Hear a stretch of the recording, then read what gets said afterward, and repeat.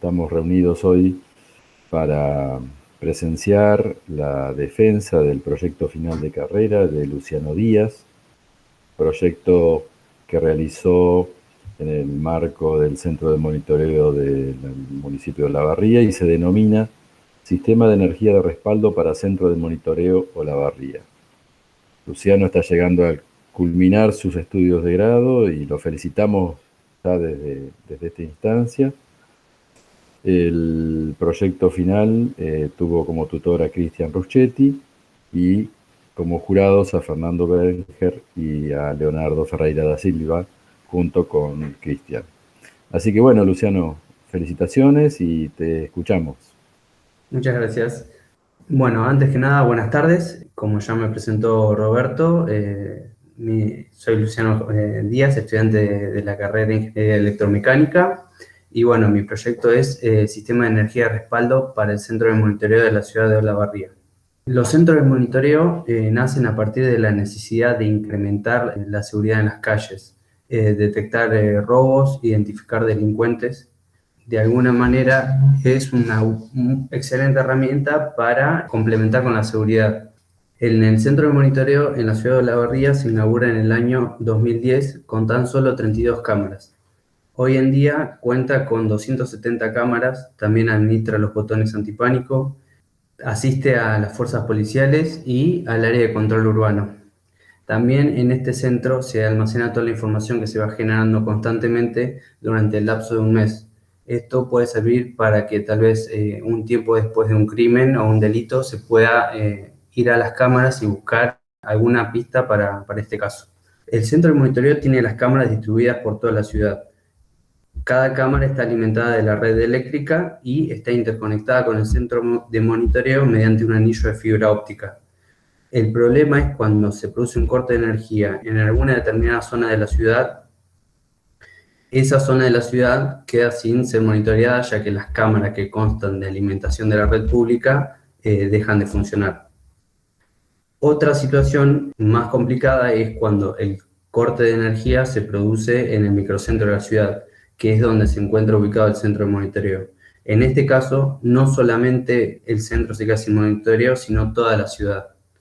En este proyecto final de carrera, lo que se busca es encontrar una solución al abastecimiento de energía durante los cortes de suministro eléctrico para el centro de monitoreo. Y además se busca proteger los equipos del centro de monitoreo ante alguna distorsión en la red. Ya puede ser un pico de tensión, sobretensiones, etc. Para esto se estudió el ámbito del centro de monitoreo. Se estudió lo que es en la zona del microcentro los cortes de energía que se producen. La cooperativa eléctrica me brindó en esta tabla que se ve en la diapositiva los datos de los cortes de los cortes de energía de los últimos 2 años. Como se puede ver, el corte de mayor duración es el del 17 de marzo del 2019. Es un corte que tuvo una duración de 210 minutos y fue a causa de mantenimiento. Este dato es muy relevante para el proyecto, ya que nosotros necesitamos establecer los requerimientos del sistema de alimentación de emergencia. Y en este caso, un dato muy importante que es la autonomía del sistema de alimentación de emergencia, que esto quiere decir cuánto tiempo debe ser capaz de proveer alimentación a la carga o, en este caso particularmente, al centro de monitoreo. Y nos basamos en este dato, 210 minutos, que es el corte más prolongado que se produjo en los últimos 2 años. Algo importante a remarcar que no se ve en esta tabla son los microcortes. Hay microcortes del orden de los segundos que no llegan a ser registrados por la cooperativa, que representan más que nada un peligro para el equipo del centro de monitoreo, ya que un microcorte es suficiente para apagar las computadoras, podría llegar a quemar alguna fuente, se podría haber producir una falla en los servidores, que es donde se almacena la información del centro de monitoreo, y perder información valiosa. Otro de los datos que se analizó fue la factura del consumo eléctrico del centro de monitoreo. Se puede ver una parte de ella en la diapositiva. En ella el dato que es más relevante es la demanda de potencia. En el centro de monitoreo tuvo un pico de demanda de potencia de 16,14 kVA. Esto es la potencia que consumió el centro de monitoreo en un mismo momento. Esto quiere decir que es la potencia para la cual nosotros se debe diseñar el sistema de alimentación de emergencia. En base a los datos dados por el personal del centro de monitoreo, se prevé un crecimiento del centro de monitoreo. Entonces, no sería correcto dimensionar el sistema de alimentación de emergencia para esta potencia que ya fue consumida, sino en un futuro prever un crecimiento, por lo cual necesitará mayor potencia. Se provee un crecimiento del 25%, por lo cual el sistema de alimentación de emergencia será dimensionado para 20,17 kVA. Esta es la carga total de todo el edificio del centro de monitoreo. Incluye las computadoras de los operadores, servidores, iluminación, hay equipos de aire acondicionado y oficinas administrativas que se encuentran en el edificio. Me pareció muy importante diferenciar las cargas críticas del centro de monitoreo, que son las cargas esenciales para el funcionamiento del centro de monitoreo, para el monitoreo de las calles, que estos son los servidores, monitores de los operadores, televisores, pantallas y iluminación de la sala. Se estudiaron diferentes tipos de sistemas de alimentación de emergencia, entre los cuales se encontraban UPS, grupo electrógeno. También se analizaron sistemas de alimentación sistemas de generación de energía limpia, como son los sistemas de generación eólica y solar, pero se llegó a que la mejor opción para el centro de monitoreo es el sistema que se encuentra en el diagrama de la figura de la diapositiva. Como se puede ver, este sistema consta de un UPS más grupo electrógeno comandado mediante un tablero de transferencia. Primeramente se planteó un UPS que alimente la carga crítica, que es la carga de los operadores. Pero se tuvo en cuenta de que un UPS normalmente está dimensionado para una duración de 10-15 minutos. Y nosotros, según lo que vimos anteriormente, necesitamos una duración de aproximadamente 3 horas y media. Se podría adaptar el UPS con un banco de baterías adicional para aumentar la capacidad en la duración del tiempo que pueda sostener la carga del UPS. Pero esto requeriría espacio, requeriría un gran banco de baterías que aproximadamente cada 4 años se deberá cambiar, y de esta manera estamos generando desechos que generan un impacto ambiental negativo. Entonces, la solución que se propone a esto fue un grupo electrógeno. Entonces, el UPS actuará durante los primeros intervalos del corte de energía, alimentando la carga sin siquiera que la carga note el traspaso de una fuente de energía como es la red eléctrica a las baterías del UPS. Y en una segunda instancia entrará en marcha el grupo electrógeno que alimentará la carga, el resto de la carga crítica, y también cargará las baterías del UPS. Cuando retorna la alimentación, el tablero de transferencia será el encargado de reconectar la red eléctrica. También se analizarán otros sistemas de alimentación como son la energía solar y eólica, pero se consideró que no era la solución para este problema, ya que el problema es alimentar el centro de monitoreo cuando no haya energía. Tiene que ser un sistema de alimentación que sea independiente a la red eléctrica. Entonces necesitamos el gran banco de baterías que evitamos colocar en el UPS.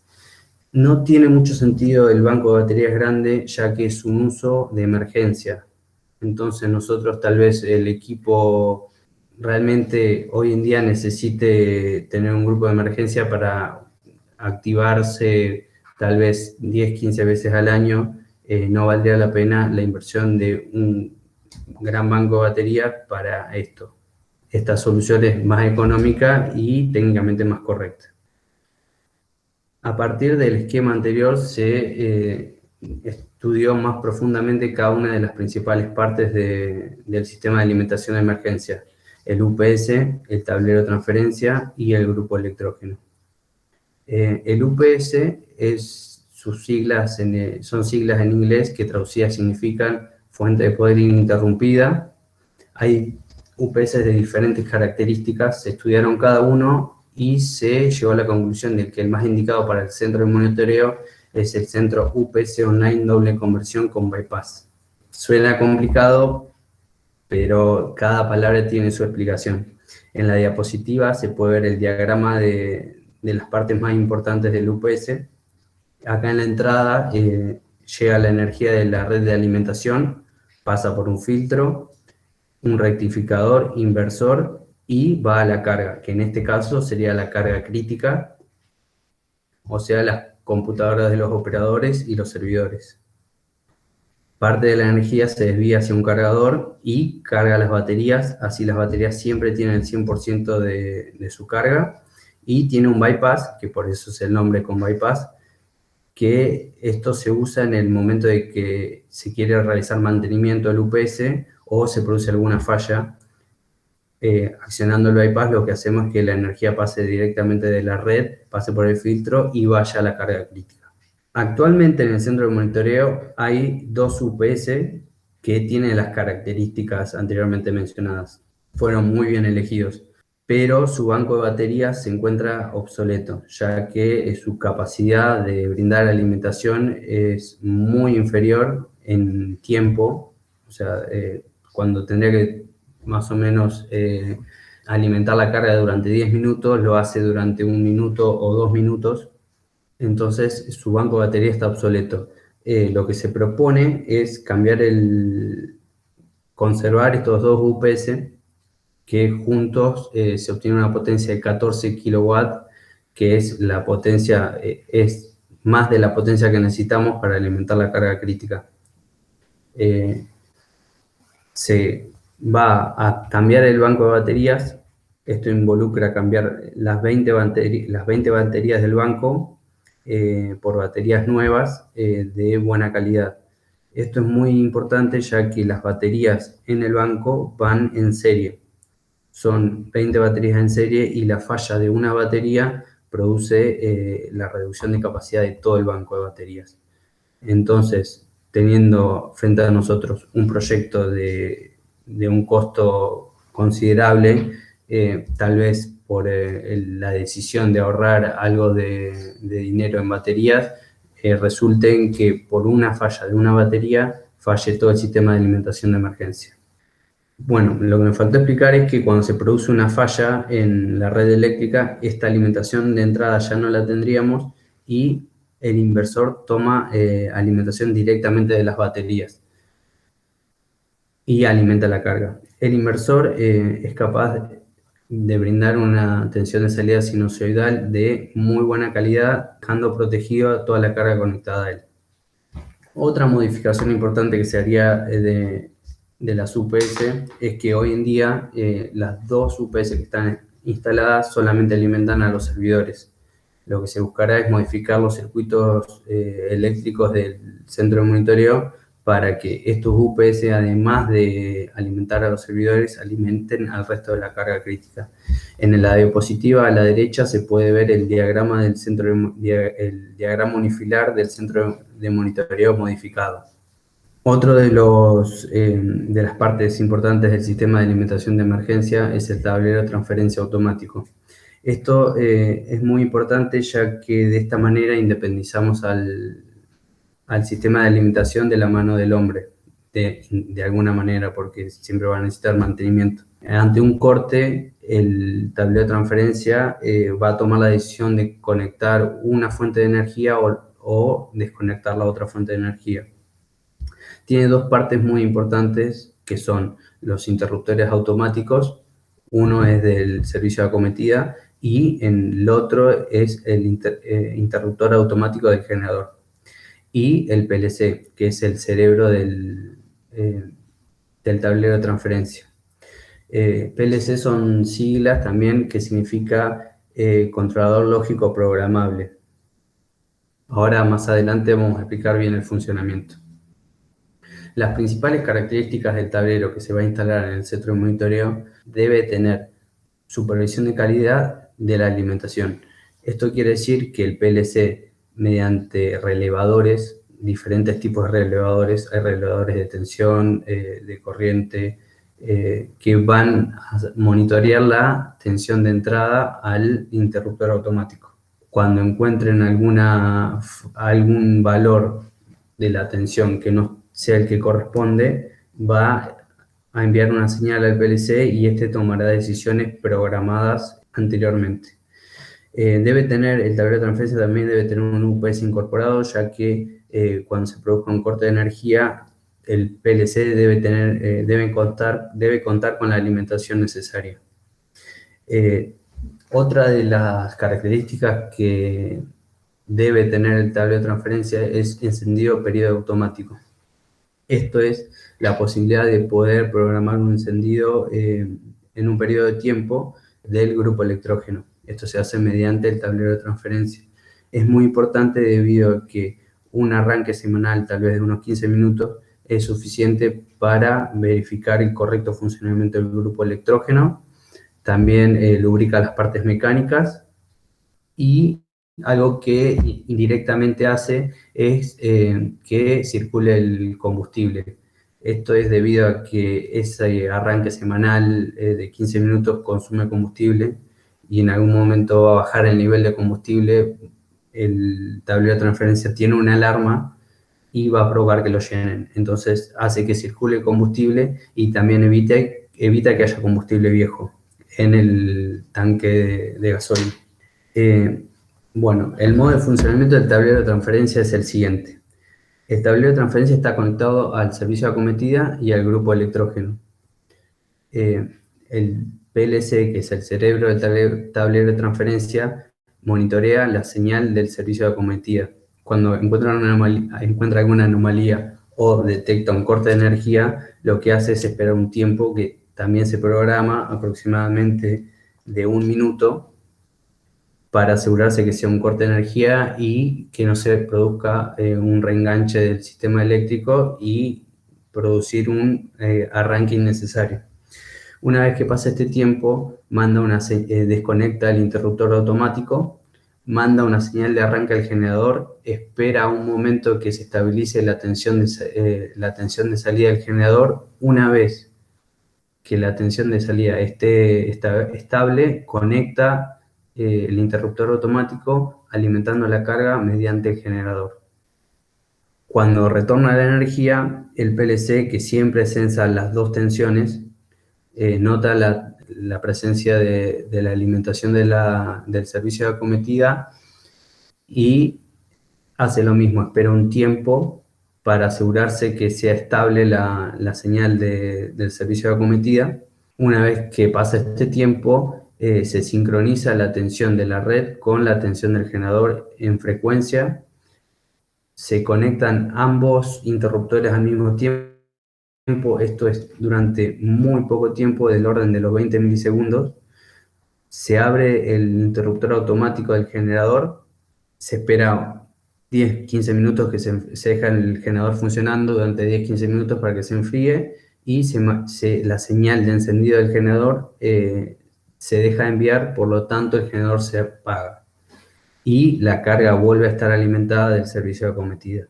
Si se producen fallas de corrientes descendentes, algún cortocircuito, aguas abajo del tablero de transferencia, este tablero tiene una aplicación que bloquea los interruptores automáticos, que son los que efectúan las conexiones y desconexiones para que se abran.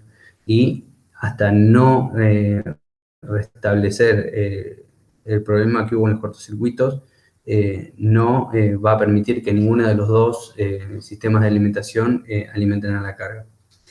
El tablero de transferencia va a ir instalado en la sala de tableros del centro de monitoreo. A este tablero llegarán la alimentación del servicio de acometida y la alimentación del generador y se comunicará con el tablero principal de baja tensión del centro de monitoreo. La tercera parte importante del sistema de alimentación de emergencia es el grupo electrógeno. Es un dispositivo que contiene un generador eléctrico accionado mediante un motor de combustión interna. Esta parte también se estudiaron diferentes tipos de motores para el grupo electrógeno. se hizo hincapié en los motores a gas, nafta y gasoil. Se optó por el motor a gasoil debido a que son capaces de entregar grandes potencias durante prolongado tiempo.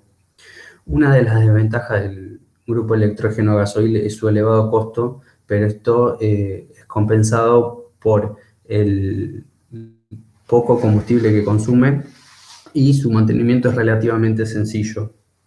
Otra de las desventajas que tiene el grupo electrógeno son las emisiones de dióxido de carbono, pero esto se puede atenuar mediante un correcto filtrado en el caño de escape y se tuvo en cuenta que es para uso de emergencia, entonces no es algo que va a estar funcionando constantemente y podría llegar a generar un impacto ambiental muy negativo.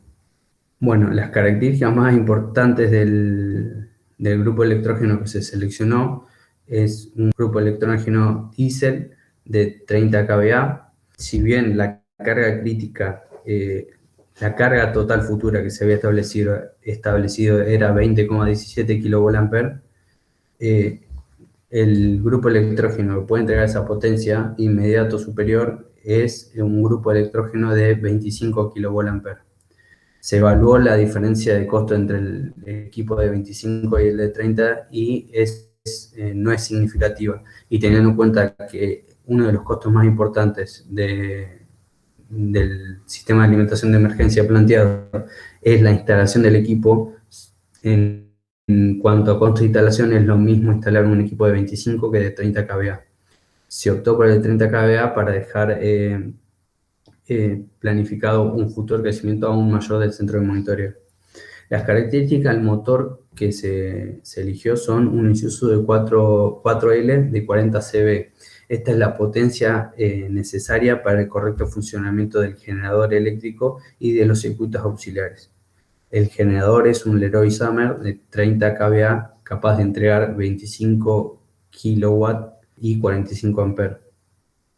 El sistema de arranque es por servomotor eléctrico mediante baterías que se cargan durante el funcionamiento del grupo electrógeno mediante un alternador, o cuando no está funcionando el grupo electrógeno se cargan a través de un cargador que se alimenta de la red.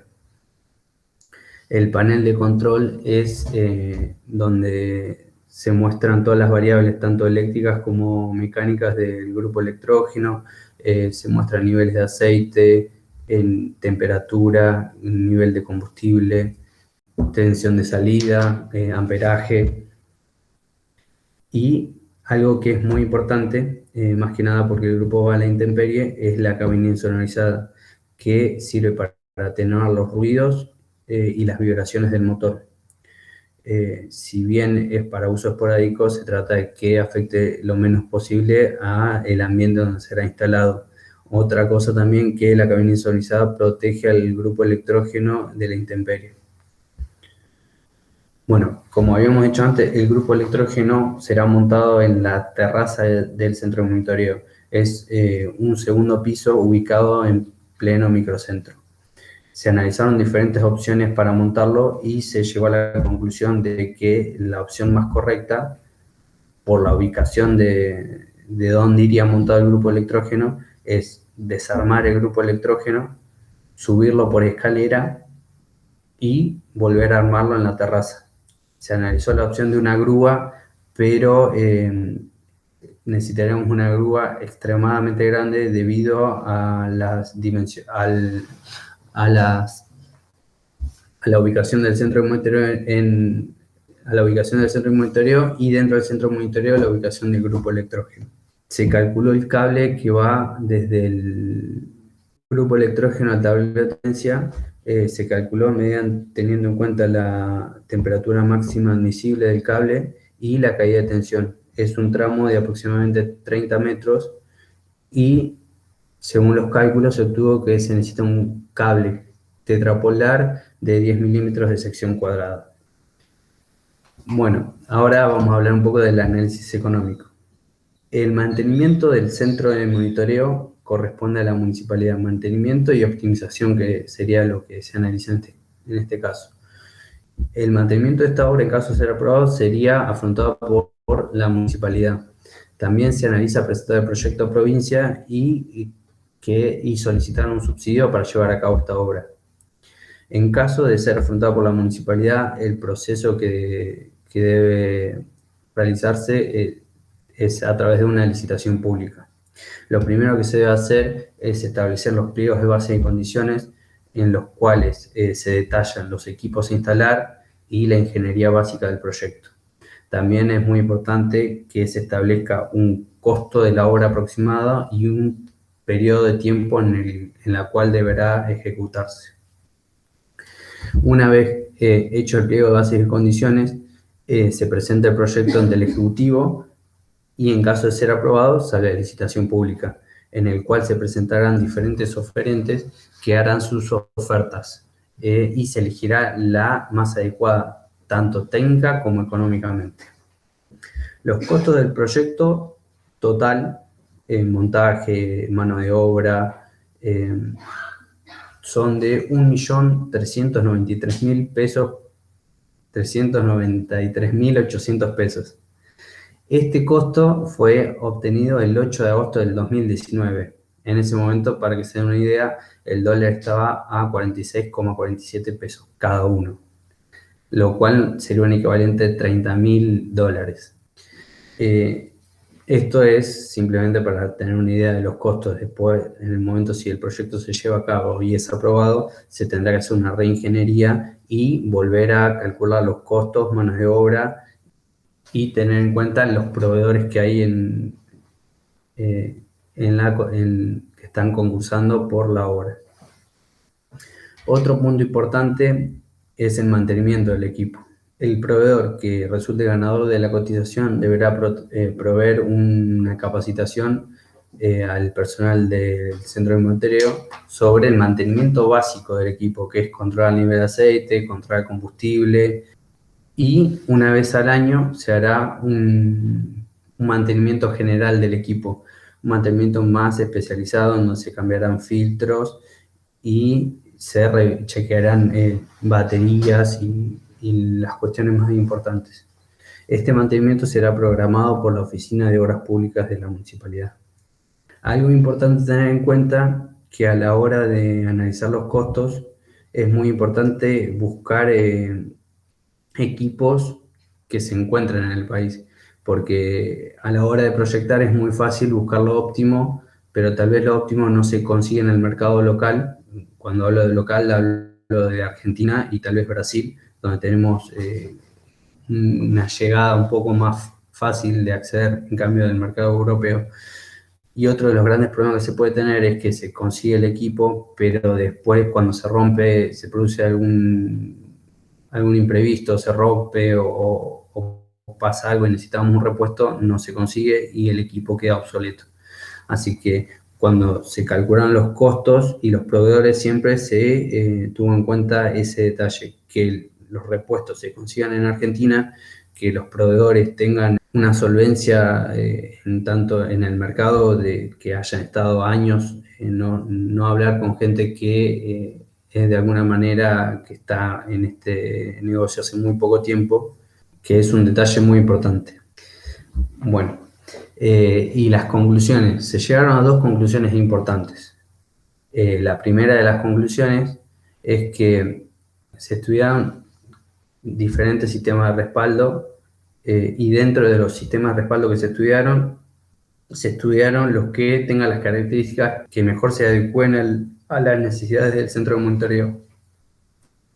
Se analizan diferentes tipos de equipo con diferentes características, la inversión inicial, que es el costo de la obra. También se analizó los costos de mantenimiento, el impacto ambiental que podrían llegar a tener, disponibilidad en el mercado argentino, y después de analizar todas estas variables, se llega a la conclusión de que el equipo óptimo para el sistema de alimentación de emergencia del centro de monitoreo es un sistema híbrido que consta de un UPS más grupo electrógeno gobernado por un tablero de transferencia automático. La segunda conclusión importante que se llegó es que realizando las modificaciones en el UPS actualmente instalado, se podría alimentar toda la carga crítica del centro de monitoreo y teniendo en cuenta que se tiene que hacer el recambio del banco de baterías. Y lo importante de esto es que con una modificación en los circuitos eléctricos y en el banco y realizando el recambio de baterías, el equipo crítico del centro de monitoreo para su funcionamiento quedará protegido ante las diferentes distorsiones de la red y además no se interrumpirá el servicio de monitoreo en la ciudad de Olavarría. Bueno, y también otra de las conclusiones, por así decirlo, cuando se fue trabajando en este proyecto, fueron surgiendo ideas de trabajos futuros. Una de las ideas fue alimentar las cámaras que están distribuidas en la ciudad con sistemas solares. Hoy en día hay muchas cámaras distribuidas por toda la ciudad y cada cámara tiene una acometida que consume muy poca energía y tal vez en algunos casos representa más el costo fijo de la acometida que de la energía que realmente consumen. La energía solar es una solución perfecta para esto, pero hay que diseñarlo bien ya que se debe asegurar que esa cámara siempre tenga alimentación. Y ante un corte de energía se complementaría con el proyecto presentado y por más que no haya energía en toda la ciudad, el centro de monitoreo seguiría funcionando. Otro de los trabajos futuros que se pensó es diseñar un sistema de energía renovable con el objetivo de inyectar a la red en el centro de monitoreo y así disminuir el consumo de energía. Esto sería, pero sin un banco de baterías, sería solo con el fin de disminuir el consumo de energía de la red para de alguna manera generar conciencia ambiental de la importancia de la energía renovable y disminuiría muchísimo el consumo de energía. Y otra de los trabajos futuros que se pensó tal vez sería disminuir los consumos de energía del centro de monitoreo, ya sea buscando instalar equipos con mejores eficiencias, estudiar un poco la climatización del edificio, recambio de luminarias a LED, etcétera. Esto sería algo que habría que estudiar más profundamente. Bueno, y muchas gracias por su atención y además gracias a todos los que están acá por tomarse su tiempo y estar presenciando la presentación. Y gracias porque durante todos estos años, la verdad que siempre fueron los que están hoy, fueron los que estuvieron durante todos estos años. Así que bueno, muchas gracias.